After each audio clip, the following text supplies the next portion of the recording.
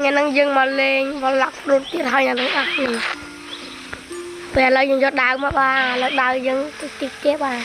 Lên phần tết đa bà. Là lên dừng tích bạc bà dừng dừng. Ây tên là bạc. Là dừng đặt hàm áp bông mất. Là dừng cho bà. Mình to dừng. Bà ai bông nằm sạc cái lăng nữa bà. Cả bà đi. Nâng vitamin T bà đá nát bông. Đi vay tới vay tới chết mình tới vay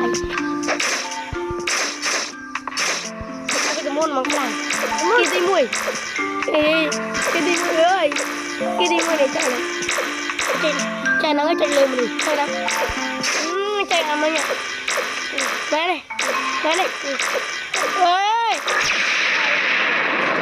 môn chạy đây pra cái môn mình chơi này bỏ vay mình tiền này anh đi với tôi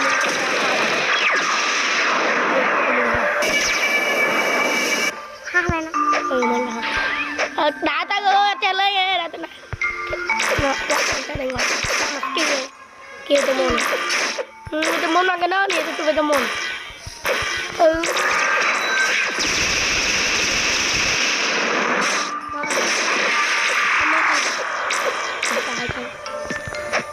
tapi kemudian itu semua tanah teh cepra coba lain ke sana berat ayo kamu apa kamu ada mahal tak ske gom mai trở lại nhỉ thấy tới bàn cũng bắt mình chơi bao ấy chơi cái nồi cái này thấy ho chân lâu này ta cái mồm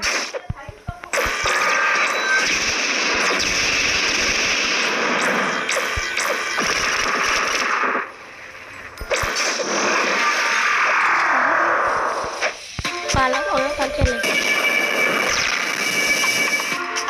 làm một lần đầu là đầu vẹn lông lên đầu ngon lên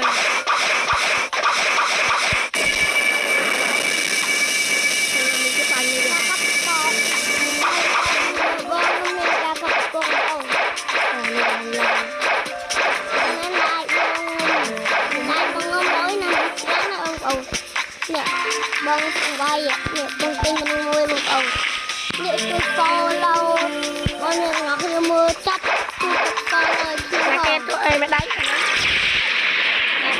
đây nó mày này cái như đây mà tôi như đây